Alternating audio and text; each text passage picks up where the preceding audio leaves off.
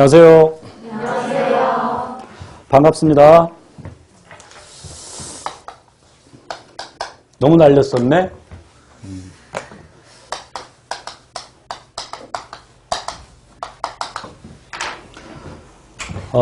저는 최정환이고요.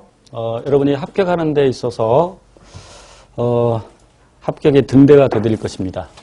여기 서치라이트를 제가 비춰드리면 그 길을 따라오시면 됩니다. 가끔 반항아적 기질이 있는 사람들이 있어. 어두운 것을 좋아하나 봐. 막 피해갑니다.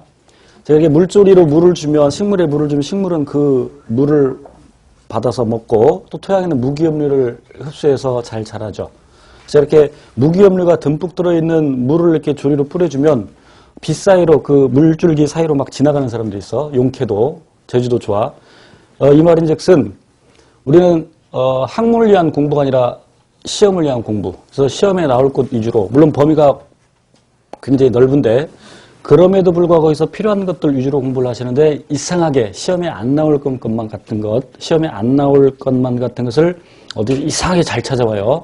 그래서 그런 것들을 막 공부하고 질문하는 수험생들이 있는데 물론 전반적인 실력을 향상하는 데는 도움이 될지 모르겠지만 효율성에 있어서는 좀 좋지 않죠.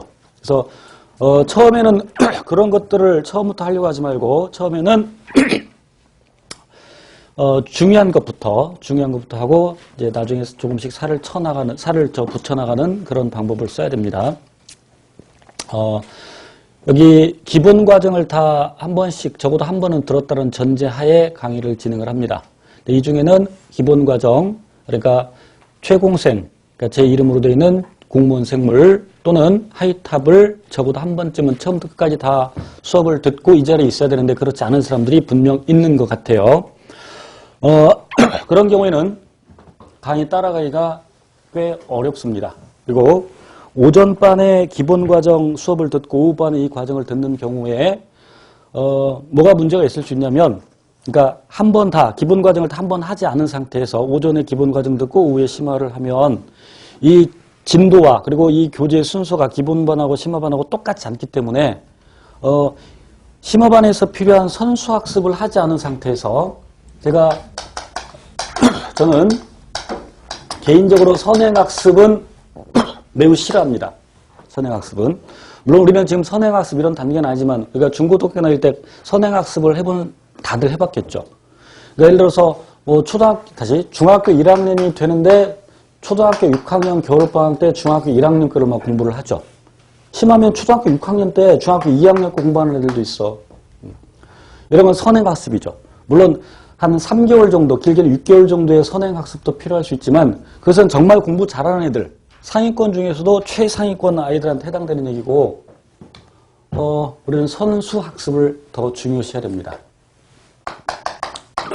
그래서 전에 중딩들, 고딩들 가르칠 때 보면 중학교 2학년짜리가 와서 고등학교 하이탑을 한번 공부를 다 했대요. 그래서 문제를 딱 줘봐. 그럼 30%도 못 맞춰요. 아주 어려운 문제가 아닌데도 불구하고. 그래서 선행학습을 했는데 그러니까 중학생이 고등학생 거를 공부를 했는데 자기 학년 것도 제대로 알고 하면 문제가 없어. 근데 자기 학년 것도 제대로 모르면서 하는 것은 효율성이 있어서 좋지 않죠. 저는 선수학습을 강조를 합니다. 예를 들어서 중학교 2학년이 중학교 3학년으로 진학을 할 때 그럼 이 중2 겨울방학 때 중3 거 공부할 것이 아니라 중2 때 배운 것 또는 중1 때 배운 것 중에서 자기가 잘 모르고 있는 것을 기초를 다듬어야 됩니다. 그리고 그 다음 학년 거를 공부하는 것이 훨씬 효율적입니다. 그래서 이미 제가 여기서 선수학습은 우리 이제 생명과학에서 생물학에서 우리 시험에는 이제 생물이라고 됐지만 그 생물에서 선수학습은 기본 과정에서 배운 것을 다시 공부하라는 얘기입니다. 그러니까 기본 과정에서 기본 이론반에서 했던 것을 선수학습란에서 여러분이 스스로 복습을 하시고 시간이 충분히 아직은 있을 테니까 기본 과정의 교재를 한번 읽어보고 예를 들어서 우리 교재 5페이지에 보면 그 기본 과정에 있는 내용들을 제가 쭉 정리를 해놨습니다. 그래서 블랭크를 만들어서 번호를 붙여놓고 동그라미로 그 답을 오른쪽 아래에 답을 쭉 적어놨죠. 그래서 기본반에서 언급을 했지만 거기 본문의 그 문제 번호에다가 답을 달지 말고 그리고 칸도 좁아. 답을 달 수도 없어. 답 달지 말라고 칸 좁게 해놨고 그리고 틀린 것만 체크를 해 두시는 게 좋습니다. 그래서 여러 번 반복해서 여기에 이제 나중에